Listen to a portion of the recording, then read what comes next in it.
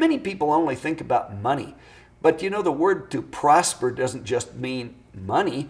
God intends for us to prosper in every area of life. So it's God's intent that we would prosper not only financially, but first of all, in our intimate relationship with Him. It's God's intent that we would prosper in our human relationships, in our friendships. It's God's intent we would prosper in our marriage, with our children, that we would prosper in our physical health, in our work, in our ministry, in every area. So when people are blessed, they're empowered to prosper. If you're a father or a mother, you hold a key in your hand to empower your children to prosper. Now, what does blessing do? I found this. Every day of our lives, every one of us answer two key questions, whether we really understand it or not. These are the two key questions. They have to do with identity and destiny. People every day ask this question, who am I?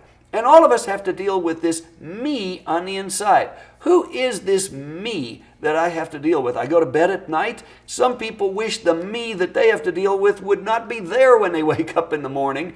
But unfortunately for all of us, that me is with us every day. So we ask the question, who am I? And a second question is, why am I here? What's my purpose? Is my life significant? Is there a purpose?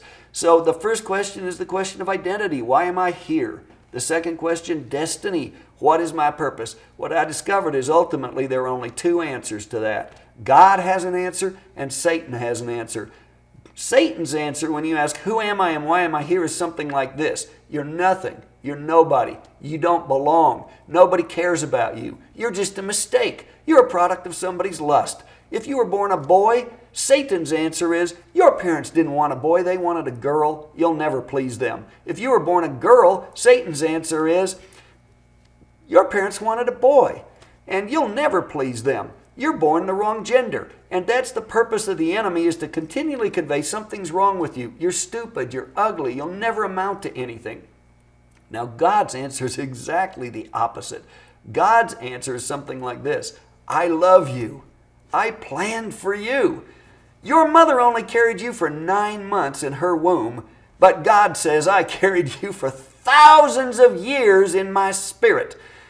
You're exactly who I want. I knew the color of your hair. I knew how tall you'd be. I knew the color of your skin. You look beautiful to me. You're exactly who I want. And about destiny, God says, you have a destiny that's unique to you. Nobody else can be a son to your parents. Nobody else can be a daughter to your mother. Nobody else can be a mother to your child. You're unique. You're the only one. You alone can accomplish your destiny.